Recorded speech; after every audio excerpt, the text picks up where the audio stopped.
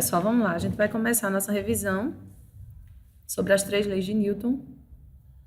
E, dando continuidade aqui, a gente tem a primeira questão que diz o seguinte. Uma partícula está sujeita à ação de 3 forças, F1, F2 e F3, cuja resultante é nula. Então, quando ele fala que essas 3 forças, a resultante delas é nula, significa que a soma vetorial, a soma desses 3 vetores vai ser zero.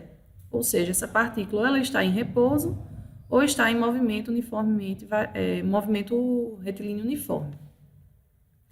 Dando continuidade à questão, tem assim: sabendo que F1 e F2 são perpendiculares entre si e que suas intensidades valem respectivamente 6 newtons e 8 newtons, determine as características de F3. Perpendiculares entre si quer dizer que essa força e essa formam um ângulo de 90 graus entre elas. E elas valem 6 e 8 newtons, ou seja, F1 vale 6, F2 vale 8. Determine as características de F3. As características de um vetor força vão ser o quê? A sua intensidade, direção e sentido.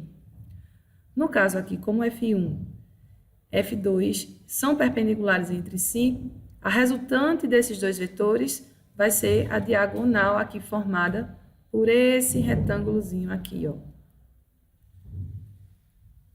Tá aqui o retângulo que eu formo com esses 2 vetores. Sua diagonal é que vai ser a resultante deles. Certo? Ele já me informou, essa daqui vai ser a força resultante de F1 e F2. Eu vou colocar aqui como sendo FE. Como ele já diz que a resultante das 3 é nula, então esse vetor aqui, FE e F3, eu já sei que eles estão na mesma direção, certo? E em sentidos opostos.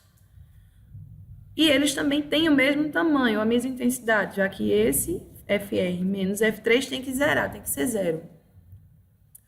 Então, eu já posso identificar que F3 tem a mesma intensidade que FR e que eles têm sentidos opostos, estão na mesma direção em sentidos opostos.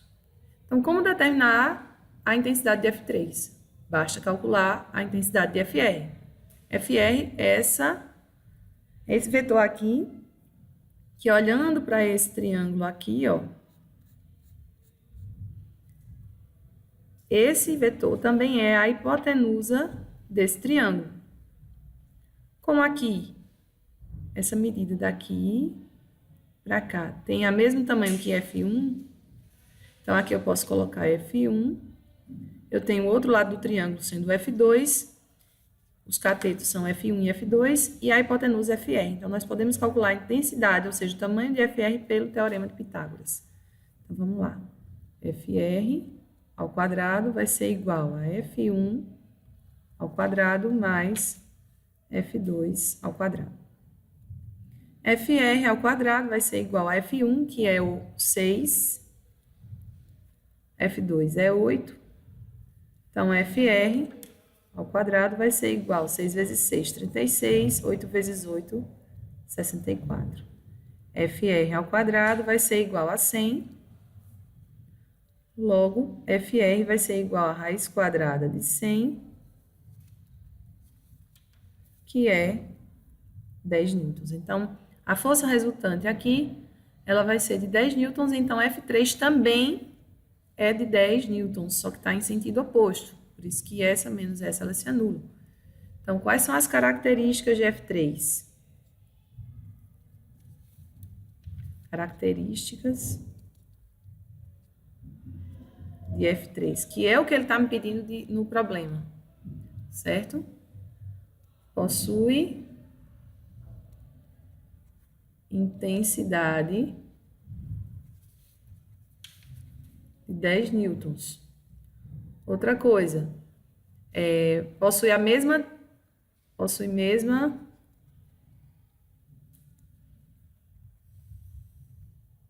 direção de FR. E também possui sentido oposto a FE. Então, é isso, galerinha. A primeira questão está respondida. Vamos para a próxima. Questão 2. Nos esquemas de 1 a 4, é representada uma partícula e todas as forças que agem sobre ela. As forças têm a mesma intensidade F. Então, todos os vetores que estão ligados à partícula têm o mesmo tamanho, a mesma intensidade. E estão contidas em um mesmo plano. Em que caso ou casos a força resultante na partícula é nula? Ou seja, a soma vetorial, a soma dos vetores que estão agindo sobre a partícula é zero. Quando ele diz caso ou casos, quer dizer que eu posso ter uma alternativa ou mais. Temos que ficar atentos a isso no enunciado. Se ele tivesse dito apenas caso, a gente teria apenas uma solução. Se ele tivesse dito casos, com certeza teríamos mais de uma. Mas aqui ele diz caso ou caso, então a gente pode ter uma resposta ou mais de uma. Então a gente tem que analisar uma a uma as alternativas. Então ele quer saber em qual caso ou casos a força resultante na partícula é nula. Então vamos analisar a primeira. Na primeira, temos que a partícula está tendo a ação dessas duas forças que têm mesma direção, a direção é horizontal, e sentidos opostos. Uma está para a direita, outra para a esquerda. Como elas têm o mesmo tamanho, mesma intensidade, então, para a gente calcular a resultante aqui, eu faço uma menos a outra. Como elas têm o mesmo tamanho, são iguais, então vai zerar. Então, nesse caso aqui, a força resultante é nula. Então, a alternativa 1 é uma das que nós estamos procurando. Na 2, as forças são perpendiculares e elas têm a mesma intensidade. Qual vai ser a resultante nesse caso?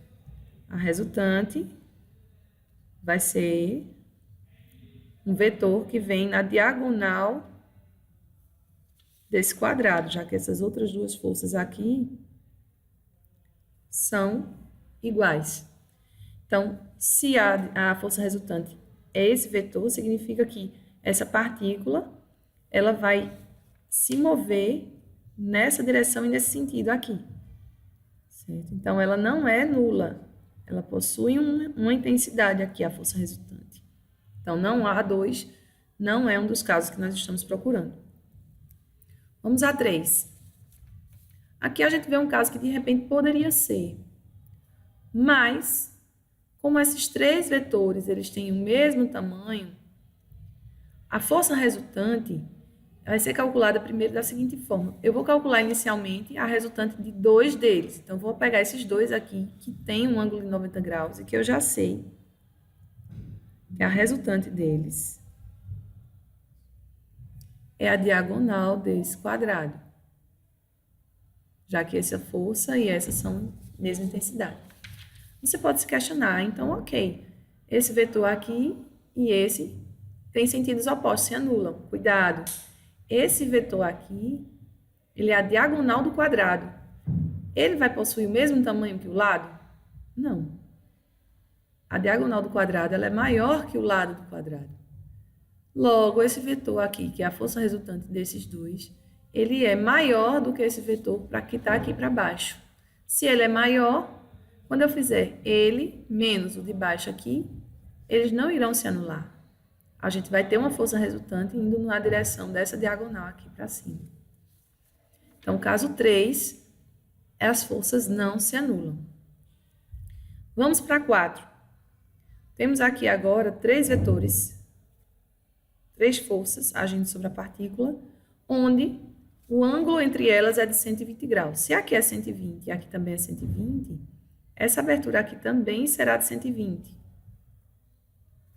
Já que, somando esses 3 ângulos, tem que dar 360 graus.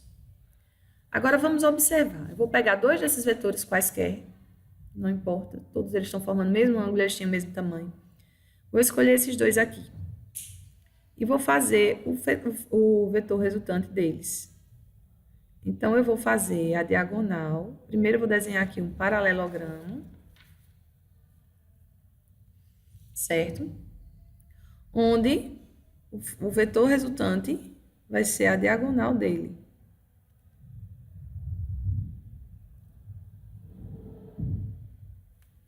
Pronto.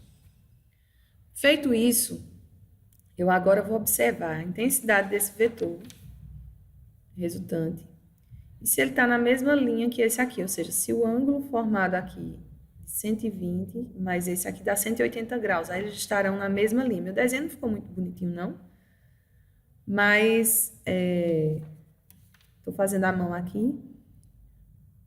Mas o que eu tenho que observar não é unicamente o desenho, sim a propriedade da figura. Então, se aqui eu tenho um ângulo de 180 graus, então o desenho, aqui esse vetor aqui e esse, eles vão estar na mesma linha, ok?